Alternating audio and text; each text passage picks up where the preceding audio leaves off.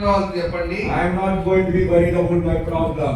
నా సమస్యల గురించి నేను ఏమాత్రం చింతించగలను. 2026 I am not going to be worried about my problem. 2026లో నేను ఏ సమస్య గురించి చింతించదలుచుకోలేదు. I am covered by the blood of Jesus. యేసు ప్రభువారి యొక్క రక్తం చేత నేను కప్పబడ్డాను. Can you tell it to your right?